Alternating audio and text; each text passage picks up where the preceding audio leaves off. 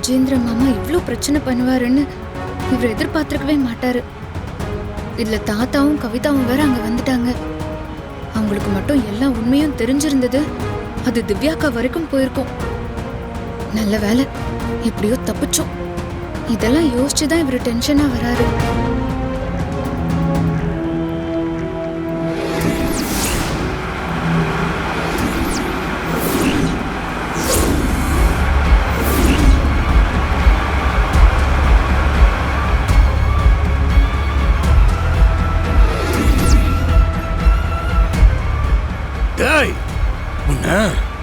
என்ன எல்லாரும் முன்னாடி என்னைய நீ கேள்வி கேட்கறியா? என் கண்ணுல பட்டு அவ்வளவு சீக்கிரம் உன்னை தப்பிச்சு போக விட்டுருவ நினைச்சியா என்ன? டேய், தூக்குறேன், நான் தூக்குறேன். உனக்கே தெரியாம லக்ஷ்மியை நான் தூக்குறேன்.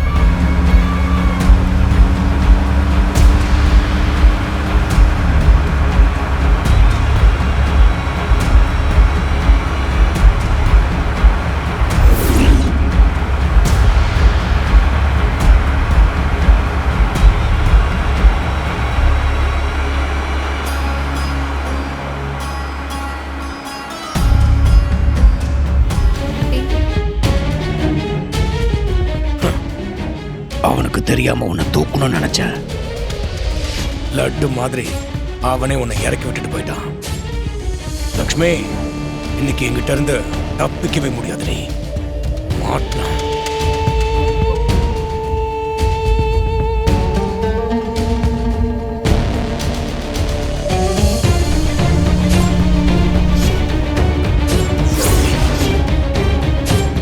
என்ன திவ்யாக்கா கூப்பிடுறாங்க?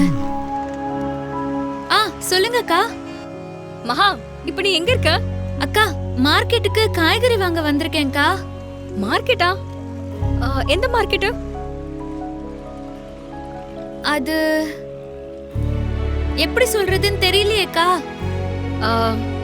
சரி, நீ லைவ் லொகேஷன் அனுப்பு, நான் உடனே அங்க வரேன். என்னாச்சுக்கா, இவ்ளோ தூரம் வரேன்றீங்க? அது சர்ப்ரைஸ். சர்ப்ரைஸா? என்னன்னு சொல்லுங்கக்கா.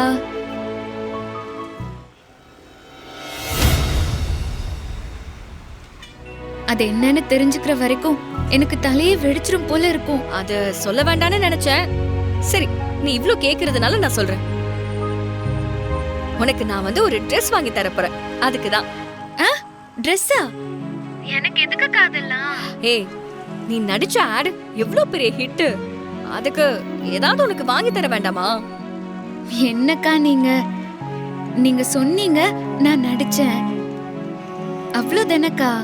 அதுக்கு போய் எதுக்குக்கா ட்ரெஸ் எல்லாம் வாங்கி தந்துக்கிட்டு?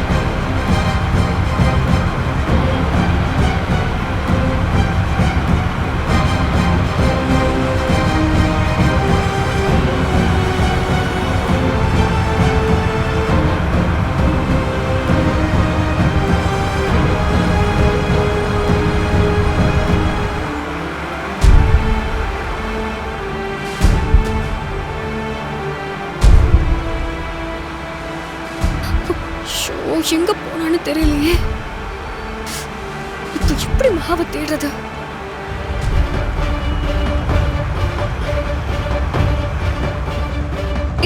இப்பதான் எனக்கு லைவ் லொகேஷனை ஷேர் பண்ணா.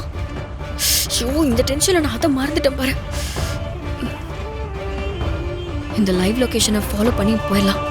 மகாவை காப்பாத்திட முடியும்.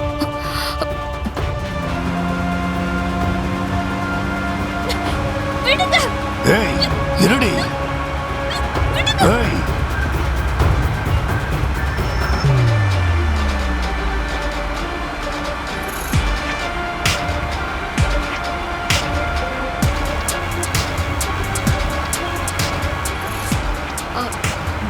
முதல்ல திருவுக்கு இதை சொல்லிடலாம்.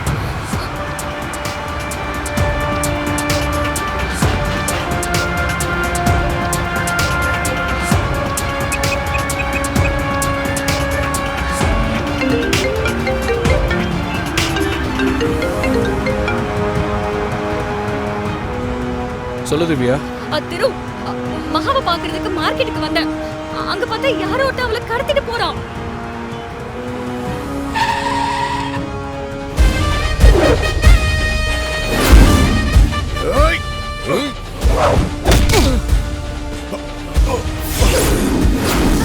அது அக்கா அக்கா அது உங்களுக்கு எதுக்குக்கா வீண் கஷ்டம்? அதான் அவர் வந்துட்டாரு இல்ல? இல்ல இல்ல, உன்னொருத்தன் கடத்தி இருக்கான். அவன் அப்படியே விட்டுற முடியுமா? நீ பத்திரமா இரு மகா, நாங்க வந்துட்டு தான் இருக்கேன்.